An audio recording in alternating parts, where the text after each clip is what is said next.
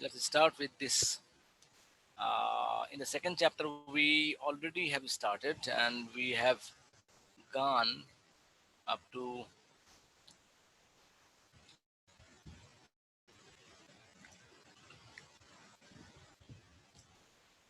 up to the Poisson random variable. Can you remember the Poisson random variable? Wait, just a minute.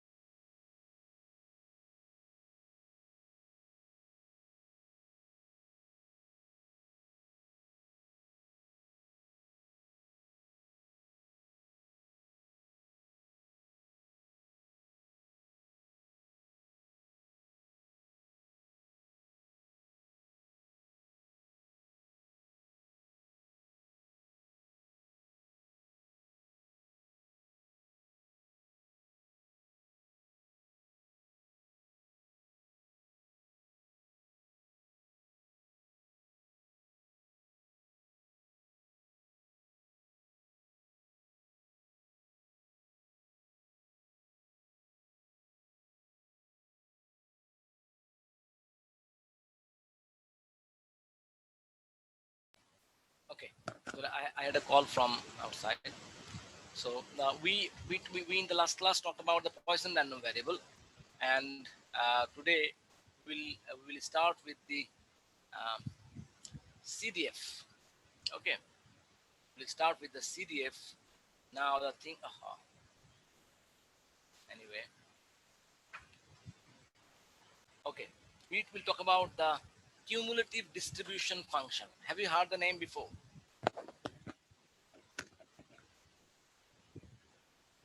Have you heard this CDF name before? Can you listen to me? Yes, sir. Have you heard this CDF before? No, sir.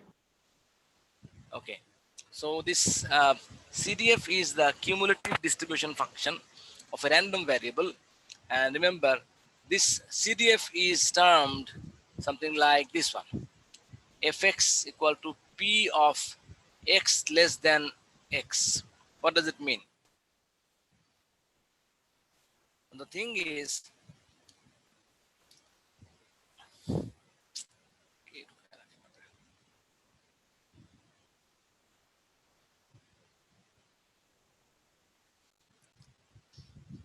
okay. So the thing is this fxx equal to P of x less than x. What does it mean? We have the PMF, something like um, this kind of uh, PMF we have seen before, or say for example we have another kind of thing. Say for example this is 1 by 3. There are three values, 1, 2 and 3, and everyone has equiprobable, so everyone has 1 by 3 probability. So if this is the PMF, okay, then the CDF will be something like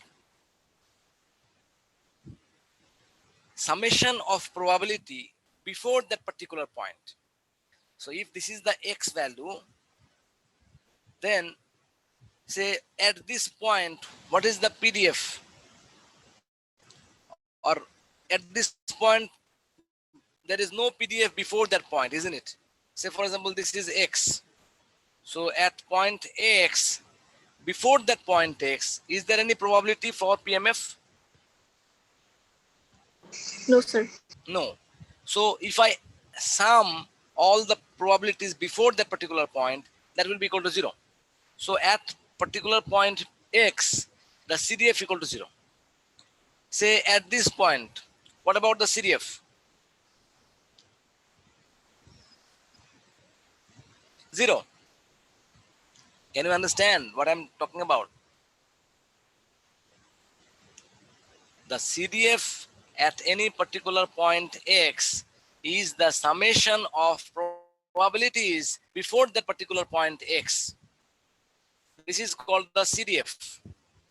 Now, we were talking about X, a point as an example. X was a point as an example.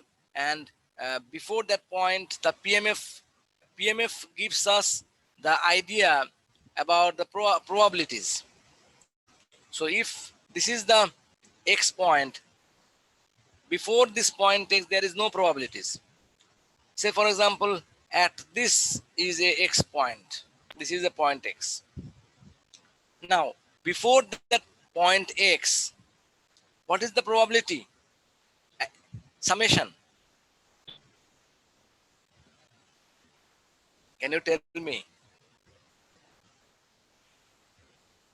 Are you listening? Can you repeat the question? My question is at point X. This is the PMF, this is the CDF. There are two plot I'm plotting. Same x-axis, same values. This is the 1, this is the 2, this is the 3. And I want to find at point X, what should be the CDF? 1 Now, by 3. CDF, yes, 1 by 3. So at point this one, the value is 1 by 3. At point this one, what will be the CDF? It will be 1 by 3. 1 by 3 again. So at this point, what is the CDF? It is also 1 by 3. Why 1 by 3?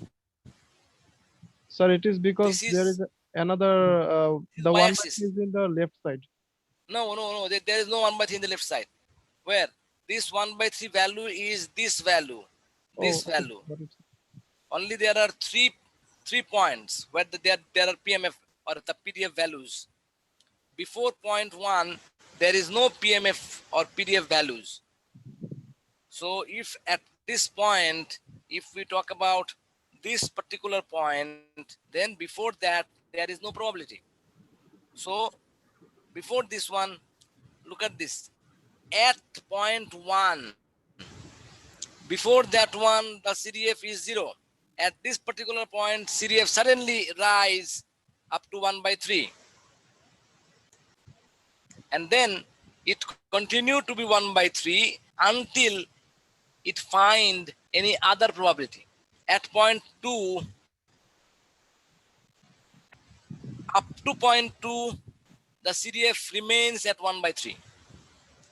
At point 2, suddenly there is an increase of CDF because there is a probability here or PMF here. Another 1 by 3 jump and it will become 2 by 3. 2 by 3.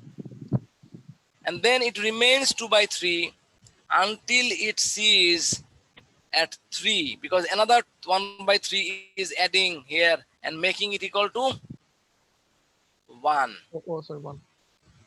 So this is the plot for CDF for a PMF like this. Is it clear? If you are not clear, tell me, I will explain again. Sir, can you explain it again? Okay, let me explain again. Say for example, let's delete this and draw it again. Okay, let's draw it again. Okay, let's draw it again.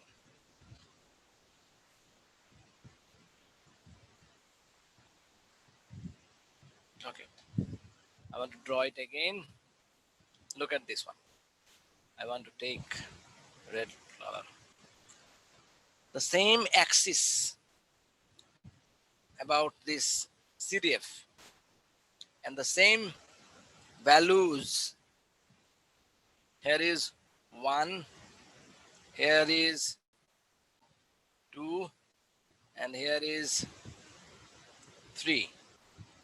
And this is X, and that will be equals to Y, or you can say Y equals to probability of X. Okay.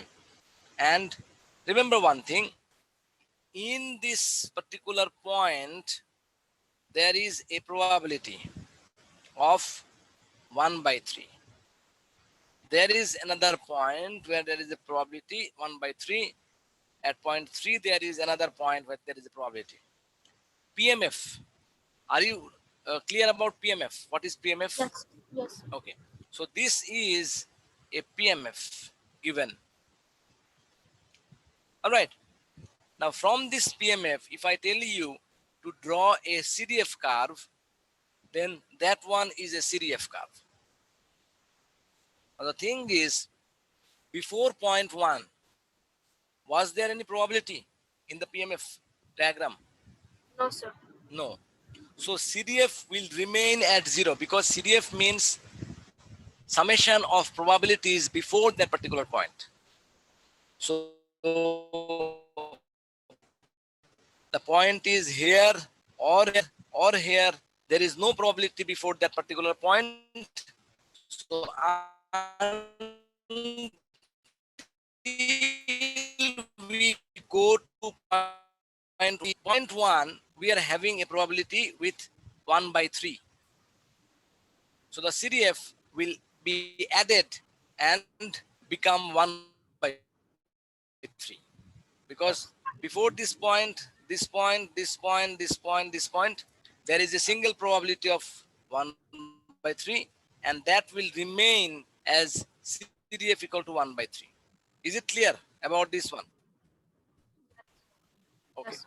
Now at point 2, suddenly another probability of 1 by 3 is there.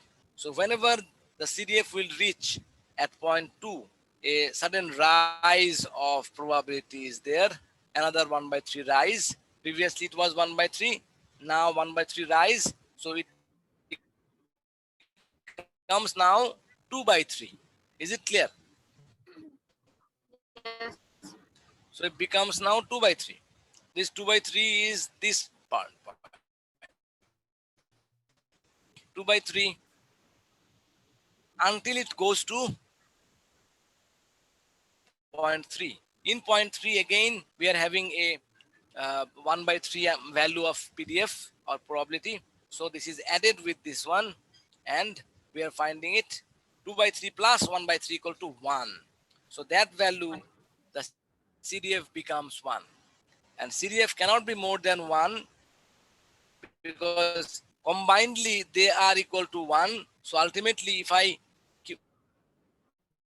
find the cumulative probability, then actually it becomes 1 by 3 plus 1 by 3 plus 1 by 3 equal to 1 at last. So there is no chance of addition of any probability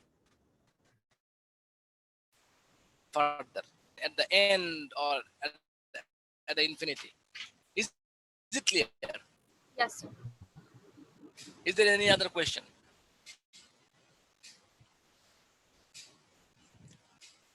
So if no question is there, let us go to the next topic. Now the CDF has a number of properties. What are the properties? These are the properties and their equivalent statement are these. So one by one, we will talk about this one. The first property is fx minus infinity will be equal to 0 and fx plus infinity will be equal to 1. What does it mean? I told you already that fx is what? Something like this one, isn't it? And this fx, remember one thing, actually this fx comes from where? At any point, this fx actually is the summation of previous probabilities. So if I go to the minus infinity, what does it mean by minus infinity? At the starting, isn't it? So at the starting, what was the summation of previous probability?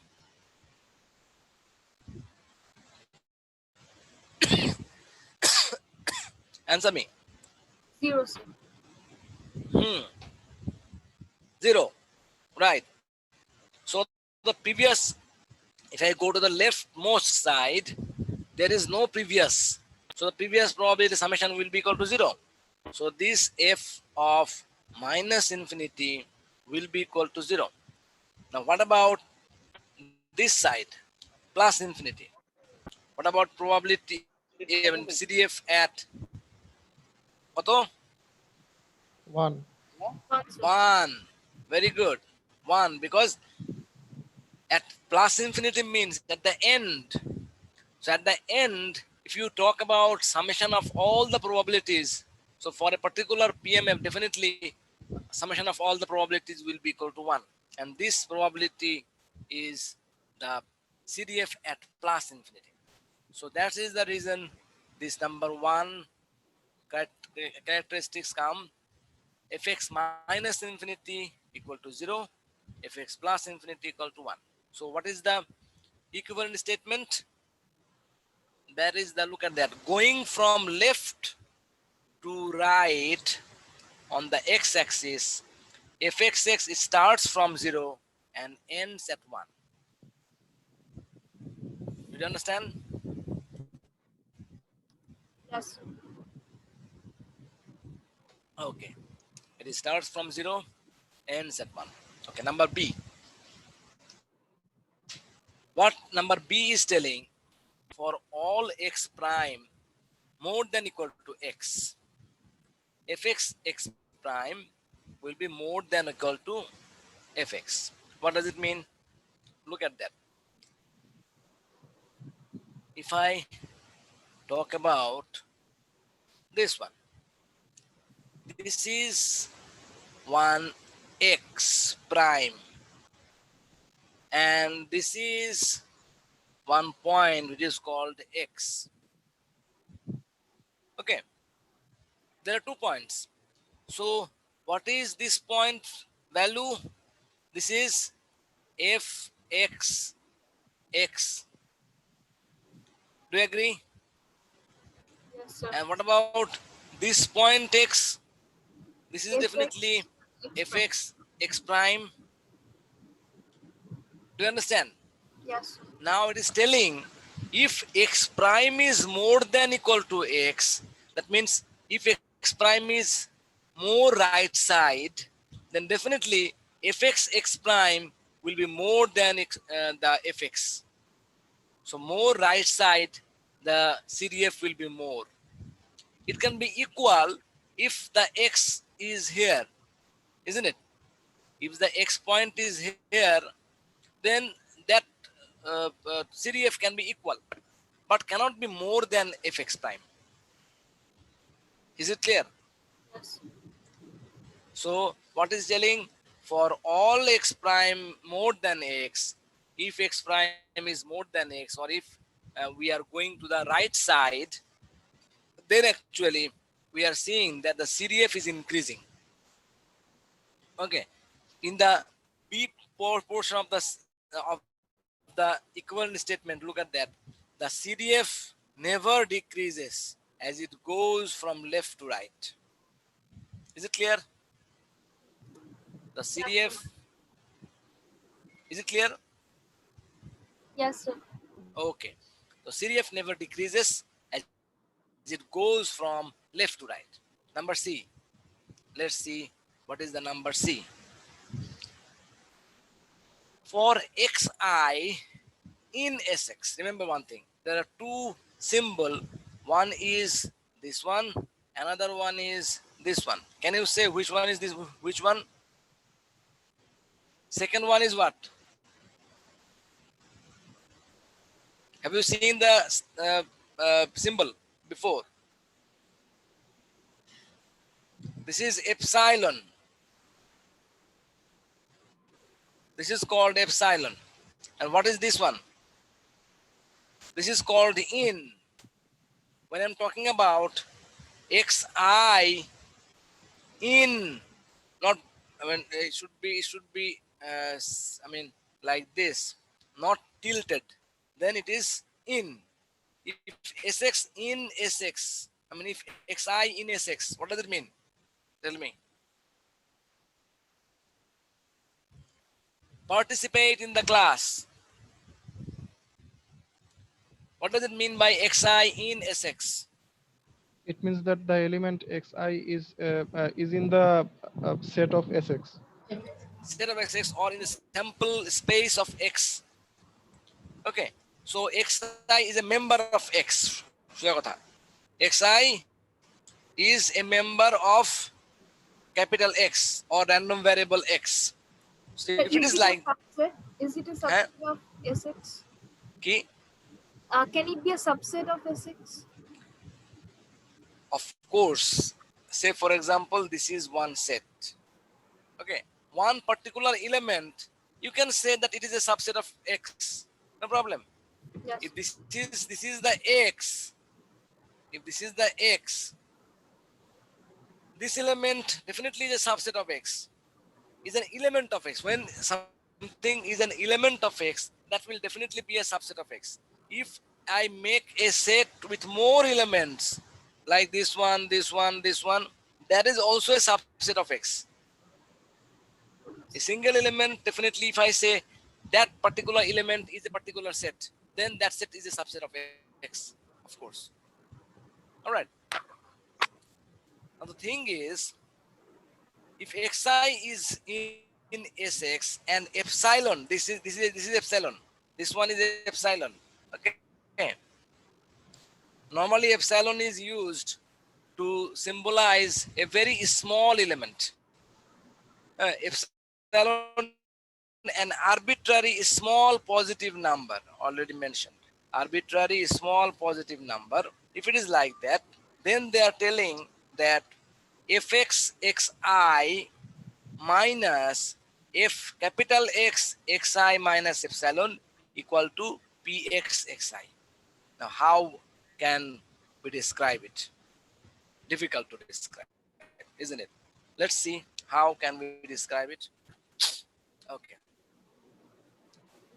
E epsilon, and I'm telling that this is an arbitrarily small positive number. Let's draw the curve first. If the curve is something like this,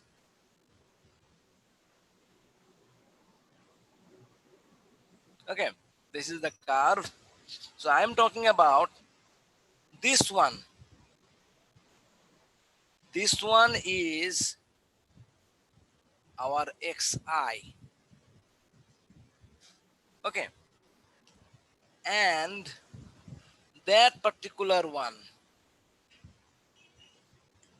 that one I'm telling xi minus epsilon. Very small. So what is epsilon?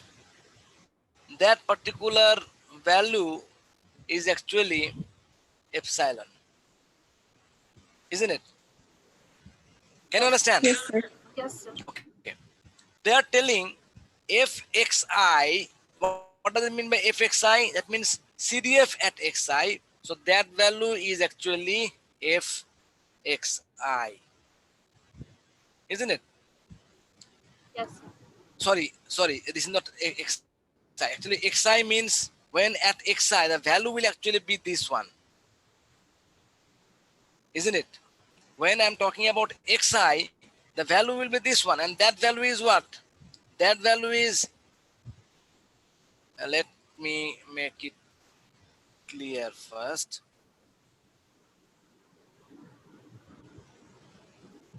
That value, this is fxi. Because at xi, the value has already reached that particular point. But just before xi, a very small positive number before the value of xi, that is xi minus epsilon. And at that point, the value is actually fxi minus epsilon. Yes. Do you agree? Yes, sir. So before just before xi, it was 1 by 3, and just when the value reached xi, it becomes 2 by 3, isn't it? That value is 2 by 3, sorry. That value is 2 by 3, and that value is 1 by 3. Do you agree? So they are telling that if we subtract from fxi minus fxi minus epsilon, so we are subtracting from 2 by 3 is 1 by 3. Okay, what will we get? Oh, 1 by 3. just a minute.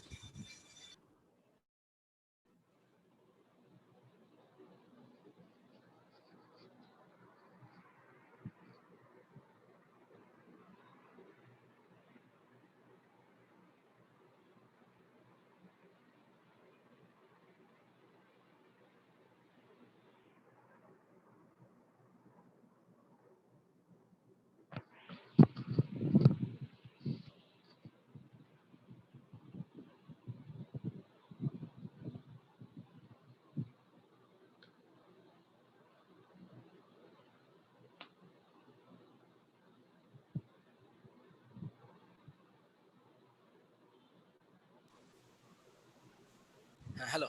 So the thing is, what actually we were talking about is 2 by 3 minus 1 by 3. That is, this one was 2 by 3 and that one was 1 by 3. They are telling that this difference actually is what? This difference is this PMF. Because at point xi, there was a PMF. And for that particular PMF, this increase has happened. Look at that. If I draw this PMF again, look at this one. Here one PMF was there, and there another PMF was there. Can you remember? 1 by 3 PMF was there. So this PMF is 1 by 3, and that is actually the answer of this difference. Fxi was 2 by 3, fxi minus epsilon was 1 by 3, and their difference is the PMF at point xi. Is it clear? Yes, sir. So this PMF actually is responsible for the increase in the CDF. So we can say that fxxi minus fxxi minus epsilon, that will be equal to pxxi. In the mathematical statement, what actually they are, I'm sorry, in the theoretical statement, they are telling that, look at this, for a discrete random variable x, there is a jump or discontinuity at each value of xi in Sx, and the height of the jump at xi is that PMF, or the probability. Again, I'm telling, for a discrete random variable x, there is a jump at each value of xi. Look at that. There is a jump. Here, there is a jump from this point to this point, isn't it? So for every xi value, wherever there is a PMF, there will be a jump. And the height of the jump will be the value of the PMF. That is they are telling. Is it clear? Yes. Okay. Now we're talking about, yes. Do you have a question? No, I think it would be better if you're drawing graphs, you use the whiteboard. Sorry. I mean, I think it would be better if you use the whiteboard for drawing graphs so that you can understand it. Go and I mean, the whiteboard. It's better you draw it on the whiteboard. whiteboard. Yes. Whiteboard. Okay. Remember, if we go on the whiteboard, the problem is these writings are not there. Okay, let's talk about whiteboard. Let's see, because the jumping from this slide to whiteboard several times, it will be a problem. You understand? Okay. Because if I stop it like this, and if I open a whiteboard, that is good, but the thing is, you don't know what actually is the next writing. Say for example, we can draw it like here. Say for example, we can do it like there, like this one.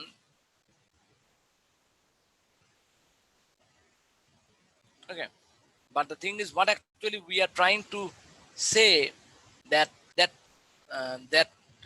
words, that equation is not in front of me now. Okay, so this is fx, say for example, xi uh, minus fx xi minus epsilon will be equal to px xi. Okay, so um, say for example, this is xi. If this is the xi value, and this is the epsilon, I can say this is xi minus epsilon. So that one is something like epsilon. And then if I say that this epsilon, uh, look at this is the CDF. You know, this is the CDF. If I go for the PDF, okay, if I go for the PDF, then this corresponding to a PDF is there. Again, here we are having another PDF. Here we are having another PDF. Okay, so what actually we are telling, that whenever we are having a PDF or PMF, there is a jump in the CDF from this position to this position. How much jump? That jump will be equal to this much PMF. Is it clear now? Yes, sir. Is it clear? Yes, sir. Okay, so whiteboard is fine, but the problem is I have to go back to the slide again. Okay, this is the problem. Okay, maybe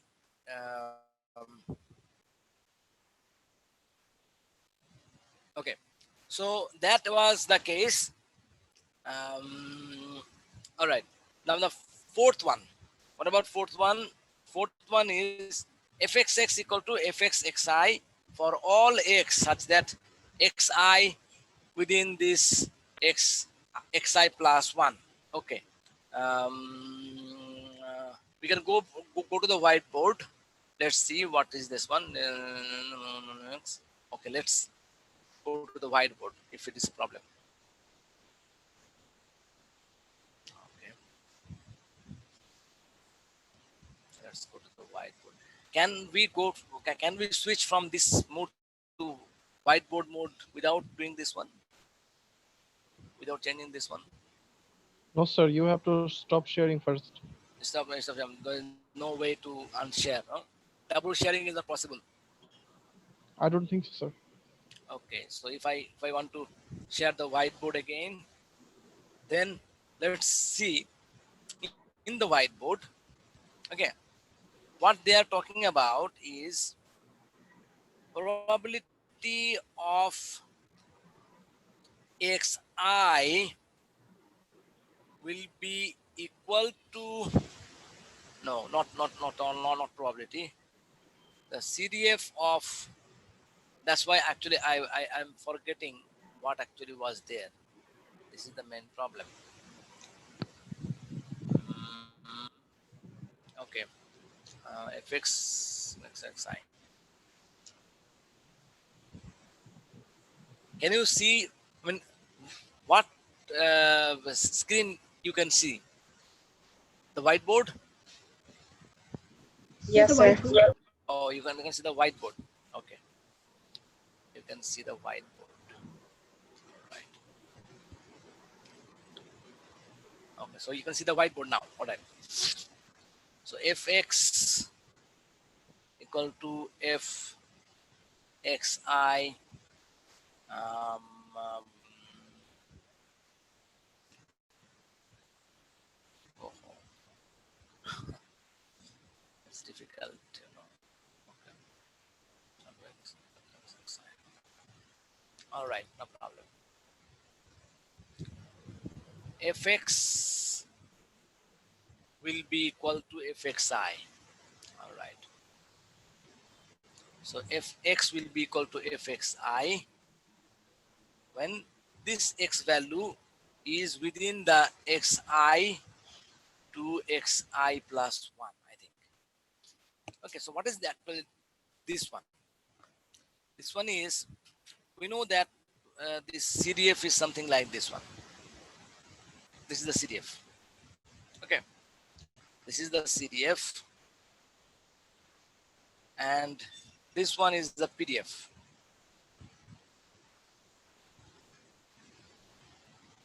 And corresponding values, we understand that there is a PDF here, and also we are having a PDF here. Another one probability, we are having a probability here. Okay, so what is actually happening?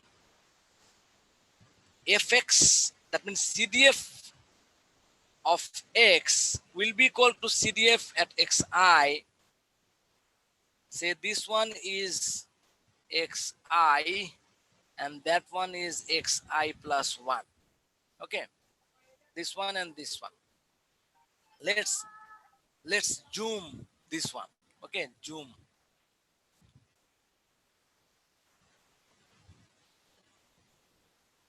Okay, so this one is xi and that one is xi plus 1. So there are 2 points where we had the PDF like that. Now they are telling, even if you take x, so that is the point x. That is the point x. If it is the point x, then CDF at x, that is this one. They are telling that the CDF at x will be same as CDF at xi if this point x is between xi and xi plus 1. Do you understand? This x point, even if it is here or here or here or here, in all these cases, CDF of x will be equal to CDF at xi. Whatever value was there, it was at 1 by 3, it will remain at 1 by 3. If it is less than xi plus 1, so before xi plus 1, there will be no increase of CDF. We can understand because there is no PDF, there is no probability in this point, isn't it? Yes, sir. Between xi and xi plus 1, there is no extra probability. So why the CDF will increase? That's why they're telling that fxx will be equal to fxxi for all x, such as if xi will be less than or equal to x, or like that. Let's go back to the original case. Do you understand this one? Yes, sir. Yes, sir. Okay. So if we cross it and then again share our original thing, then we can see that, okay, so we already have seen this one. So we can see that in the D point, look at that between jumps, the graph of the CDF of discrete random variable x is a horizontal line. So they're also telling the same thing in the literature, that between jump, that means between jump, this is one jump, this is another jump. Between jump, this is a horizontal line. Okay, because there is no probability. All right, is it clear? Yes, sir. Okay, let's go to the next slide. Lots of time have been given. Example 2.23, look at that one. This example actually is the continuation of the previous example. We had a probability of r equals to 1 by 4, then probability of r equal to 3 by 4 for 0 and 2, like this one, isn't it? So this is the PMF previously explained. Now they are telling to sketch the CDF. Can you do it? Very easily, isn't it? Very easily we can do it. Yes, sir. Because this is a PDF. Now I want to put the CDF. We can understand before 0.0 there is no probability, so there will be no CDF before 0. So before 0 it will be 0. So it will be 0 before 0. At 0 there is a jump of how much? 1/4. 1 by 4. Very good. 1 by 4. Then after 0 and 2 there is no probability, so there is no change of CDF. It will remain 1 by 4 until the value of r equal to 2, and then a sudden jump will be there. How much jump? 3/4. 3 by 4 jump. So what will be the CDF value? 1. 1. Very good. So this CDF will be equal to 1. It will continue until the end. There is no end actually, because this is going to infinity. So it will remain a 1. So we know already that the maximum CDF can be 1. So when the CDF is attained, the 1 value, it means there is no probability of uh, uh, extra increase of probability or extra jump. Okay. So this is the CDF of this problem. Very easy, isn't it? Yes, sir. Okay. So let's see the result. The result is something like this one. Okay. So look at the CDF also like PDF. We have to say that before 0, the value is 0.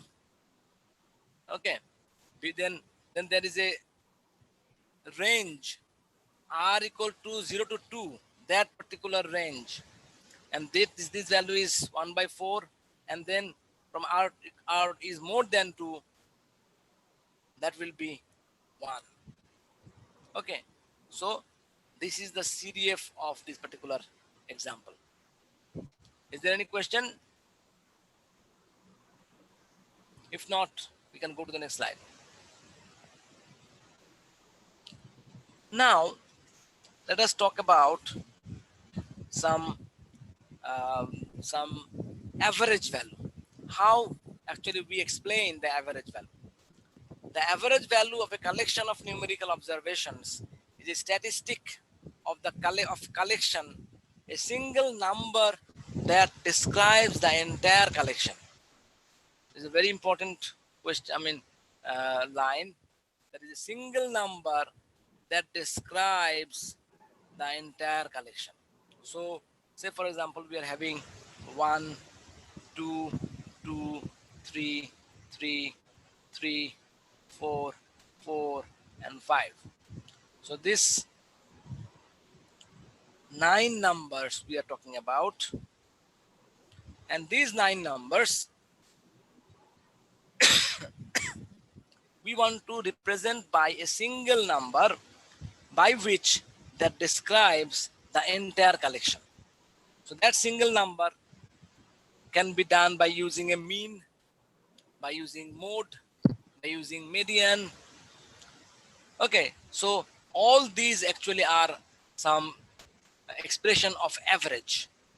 All right, so if they are the expression of average, then look at this. What is mean?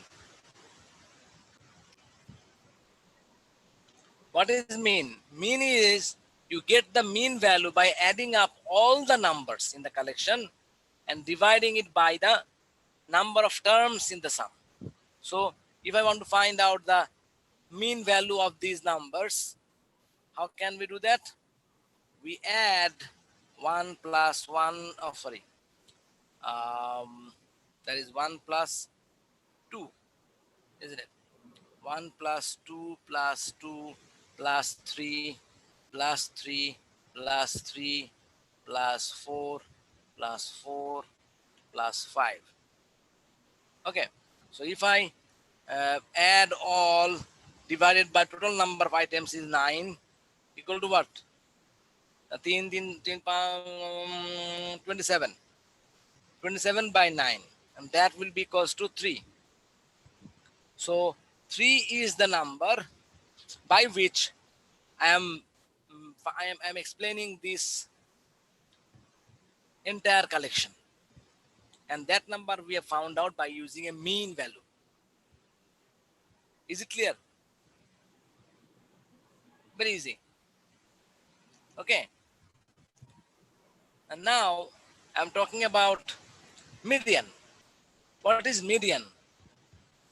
Median is a number in the middle of the set of numbers, in the sense that an equal number of members of the set are below the median and above the median.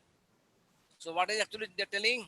They're telling that median is the middle number. If I organize these numbers in sequence, then actually you will see there are 9 numbers. So fifth number is the median number, isn't it? Middle Yes, position. sir. 4 below, 4 above. So this is called the median number. In mathematics, they are telling probability of x less than this median number equal to probability of x more than this median number. Okay, how we are talking about? Say, look at this one. What is the probability of 1?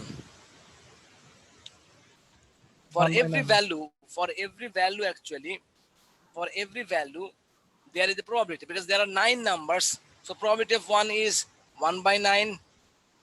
This number is also 1 by 9.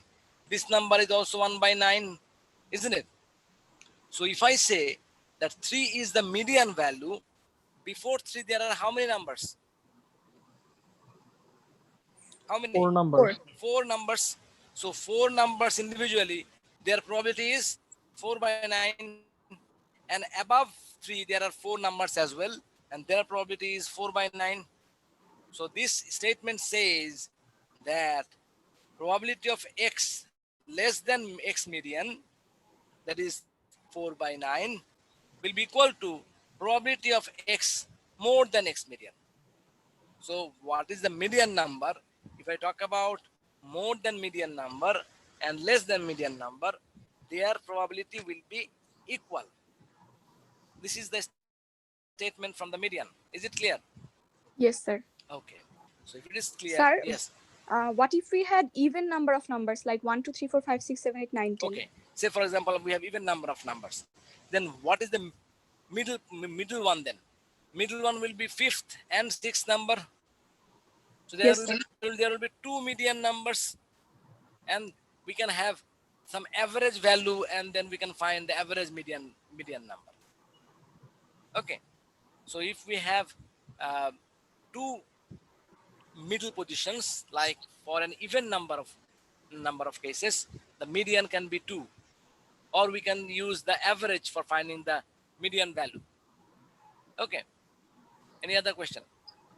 No, sir. All right. So now let's clear all these things and let's see what is the next mode. What is the mode? Okay, so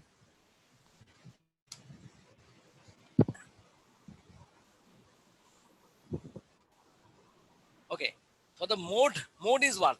Mode is actually, you know these terms from the previous idea, isn't it? Mode is the most common number in the collection of observations. Most common numbers. So in Bengali terms, you can have prochurok.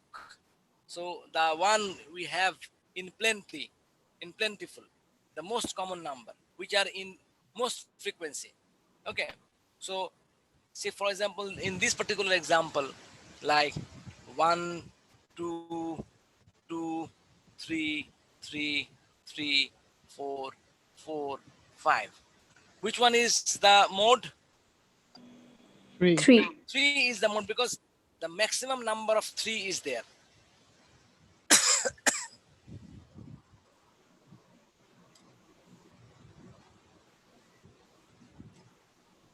Okay. Maximum number of 3 is there. How can we say that? Because probability of 1 equal to what? 1 by 9. Probability of 2 equal to 2 by 9. Probability of 3 equals to 3 by 9. In this way, you will see that this probability is the maximum. Okay. Now the thing is the previous question was there something like if there are two modes, like two medians. If there are two modes, what will happen then? If there can be two modes, and will not make an average. There will be two modes always. Then that will be two modes or more modes. We'll say multimodal. That observation or that kind of collection, we will say that this is a multimodal samples, multimodal collection. Okay, and multiple mode will actually determine the entire collection. Okay, remember one thing: this mode, if I want to say mathematically like this one, what will I say? Isn't it something like probability of X mode will be more than probability of X in X, or say for example X, or we can say that X, probability of X where X is in SX, something like that. Can I say? Yes, sir. Yes, sir. Okay, mathematically we can say that. Let's see how they write in mathematics. Let's see. Look at this one. They are writing it in mathematical way, and their way. Let's delete it, otherwise we cannot see it. Okay, look at this. The probability of X mode. Okay, that is has to be greater than any number probability of X for all X, or for X in SX. X in SX means we're talking about all X, isn't it? So remember one thing: when the mode has to be expressed in terms of mathematics, then we will write in this way. All right. Now, other than mode, there is another very interesting thing there. What is that? Expected value. This is a very important thing, expected value. And this is synonym of mean. How it is written? It is written like this one. What is that? That, let's delete these things. Summation of X Px, where X in Sx, or you can say X is all X. How actually will we determine these things, or how will we explain this one? Look at this example. Already we have given the example. Let's see this example. What is this this summation of X Px mean? We need to find out what is X, and we need to find out what is the probability of X. How many X is there in this example? There are 5 different values, isn't it? In this example, the X value is equal to 1, 2, 3, 4, and 5. When Yes, I'm talking about this probability of 1, what is that? 1 by 9. Can we say that? Yes, sir. What is probability of 2? 2 by 9. 2 by 9, right? What is probability of 3? 3 by 9. 3 by 9. What is probability of 4? 2 by 9. 2 by 9. What is probability of 5? 1 by 1 by 9. 1 by 9. Very good. So we have found out the probabilities. These are the probabilities. Pxx. These Px is the probabilities of X. So if X is equal to 1, 2, 3, 4, 5, this Pxx means probability of 1, probability of 2, probability of 3, like that. What about X? X is 1, 2, 3, 4, 5. So if I want to find out summation of X Px, what does it mean? Summation of X Px, that actually mean, don't talk please. Don't talk. Your microphone is not muted. Check your microphone. Sir, can you please mute everyone?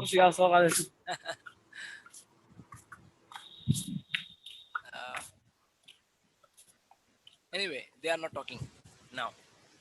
So the thing is XPX summation. Sir. That means actually what?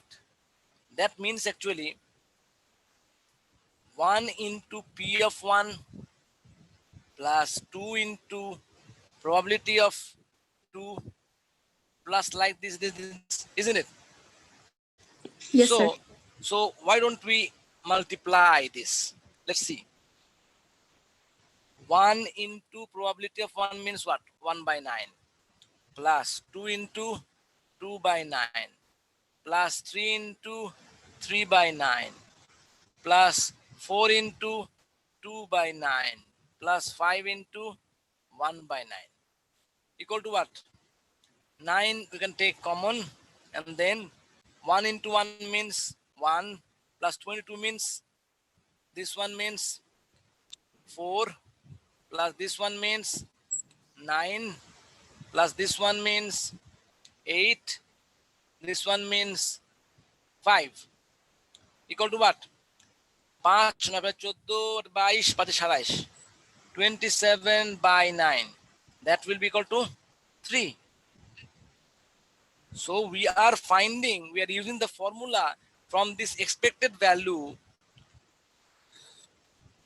and we are finding the same result that we have found by using mean. So this mean and this expected value are same. This is the mean and this is the expected value. Have you found it? Yes, sir. So if we have a probability distribution that is different x and their corresponding probability, then we can directly find by using the formula XPX summation. We don't need to add all and then divide it by the number. We can directly use the x and their corresponding probability.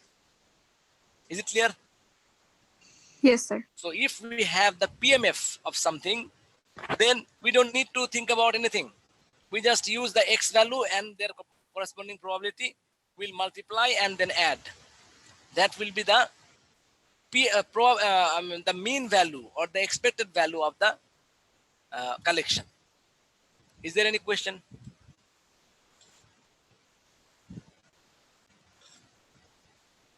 Is there any question? No, sir. If not, then let's stop today. Okay, stop today, and then we'll further move in the next class. Okay. Is there any other question?